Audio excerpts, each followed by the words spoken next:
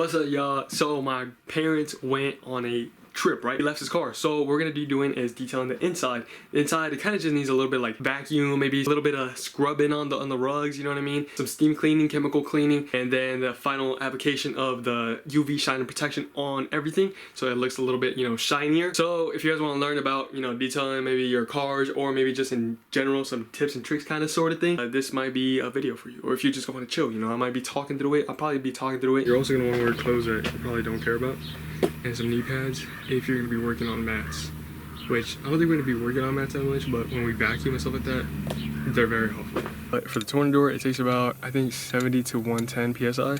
We keep it around 80, 90, because see that little thing inside? If it's too much, if the psi is too high, then it'll just shake it like crazy, and then it'll just end up popping off. So it's kind of like what we don't want. This is under the mat, so this is kind of like what people don't see, and kind of what you gotta get out, and what sometimes makes the car stink a little bit. Hopefully, I don't look whitish.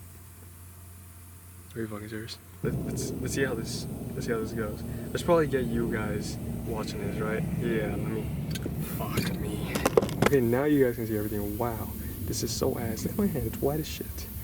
But you guys can see all the dirt. Just kind of.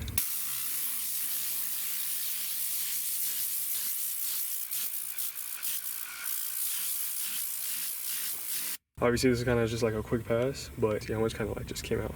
Let's cue the music and maybe like a quick little montage so you guys can see this shit.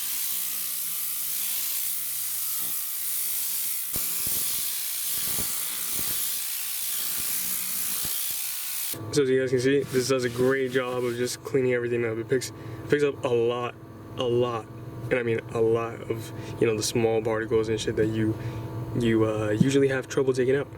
So definitely recommend the Tornador. Yeah, get a fucking Tornador. So what I have is this DeWalt. It was like about $100. It came with 2 battery packs, a battery charger, and the actual drill. Make sure to get a brushless drill, right here, yeah, brushless drill, because the one that is not brushless kind of sparks up here sometimes, and it also kind of makes a weird scent that you do not want when you're detailing the car. Another thing is you're gonna want to get a set of brushes. These are probably like around $5–10, and it comes with different kinds of brushes. This is the ideal one for the rug. You can also use this for the seats. You need to use these for the seats. So I would suggest get 2 different ones, because one of them is gonna probably stink a little bit more than the other one. You also want one for the floor and then the other one for the actual seat. So make sure to get 2 different ones, so that the rug stain or like the rug smell doesn't get on your seats when you're cleaning the seats. All you're gonna want to do is just start it off right, a little bit faster obviously, and just go back and forth throughout the whole floor of the rug to get all the particles and dirt and stuff that's inside of the rug that we still have not picked up with the Tornador or a vacuum. So after you're doing that, you can either do this, and you can either use the drill and the vacuum at the same time. You can use a drill and then kind of use a Tornador, and then you can use a drill, Tornador, the same thing. It's up to you, to be honest. You can use whatever combo, but this is a great way to pick up a lot of dirt that kind of just gets stuck there. But yeah, you just kind of. So afterwards, you just hit it with the Tornador again or the vacuum, like I said, and then it should get most of it out. The final step should be the vacuum. That kind of just picks up anything that was left over, and that's about it. Another thing is you can steam it to make it look a little bit better, and then give it some forms. There's some brushes that you can use to give it, some kind of nice looks and stuff like that. That kind of doesn't really matter, but yeah, it's up to you. And yeah, you just repeat this process across the whole car and on the mats, and that's about it. I think a very important lesson you learn as a detailer is that even when a car looks clean,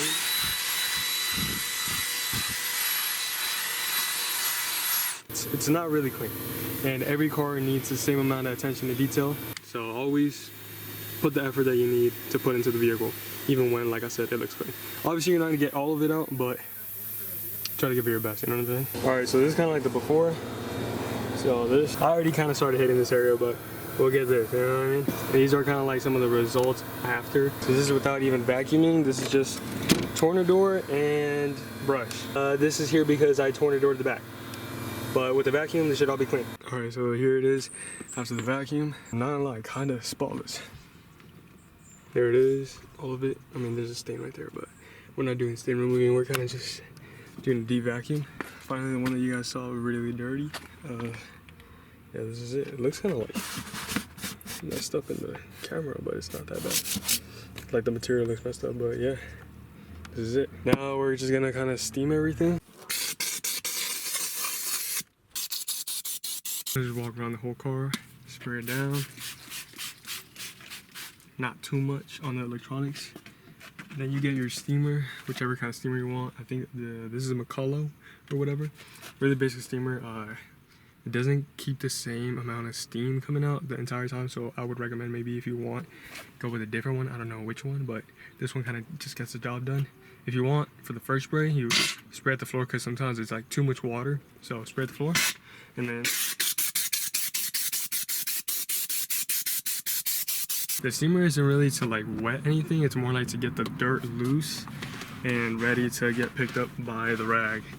Then you just get your rag, wipe it off on one side, and then if you have this kind of material on cars or chrome or stuff like that, you're gonna want to flip your rag to a dry side, a dry and clean side, and then, or relatively clean, and then just kind of wipe that area again, because if you don't, it'll leave the streaks of the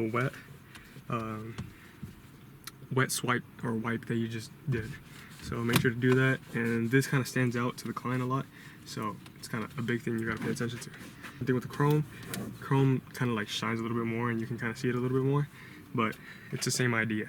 And that's basically it. You just go around the whole car, do the same thing to the plastics, and then you apply UV shine and protection to all the plastic, and that's kind of what makes it shine and look cleaner. Sometimes some of the marks or like stuff that are left on behind the seats and stuff like that, that armor roll, I guess you could call it, ends up kind of erasing it, but after a while it'll come back, so you kind of just got to keep doing it. Okay, so you grab your vinyl and leather protector or whatever it is. I put it on a round, cotton round or whatever. No, it's not a cotton round, whatever this is. You put it on this, or I put it on this, and then you kind of just see that. So it's kind of just gonna, you know, you just apply it all over the car, or not all over the car, all over the plastics, and then you have the option of drying it off. If it's too wet, this is apparently too wet, so then you just dry it off, and then it should look pretty dark. Kind of just rejuvenates, or it just makes the plastic darker, and it looks cleaner. And like I said, some of the scratches get fixed after applying this, so it's actually a very good thing to do. And it's mainly what makes the client notice the clean aspect of a plastic. So yeah, if you don't apply this, usually it looks like you didn't clean the car. So make sure to apply that. Alright, so this is what we got. Protectors and everything were applied. Vacuum. Everything clean. Nice. I didn't really clean the seats. Ooh, I forgot right here. Alright, we'll do that right now, but this is basically it. I mean, y'all let me know. Pretty good. I'm gonna keep it a bean. I'm gonna keep it a bean. Surface, you can't even really see the surface. Oh my god, that thing is reflective.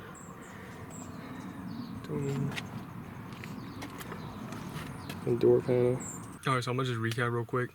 You're gonna either vacuum or Tornador first, the carpet, right? Get that out of the way, and then you're gonna use a brush. Get what's deeper inside the rug or carpet, whatever you wanna call it, out.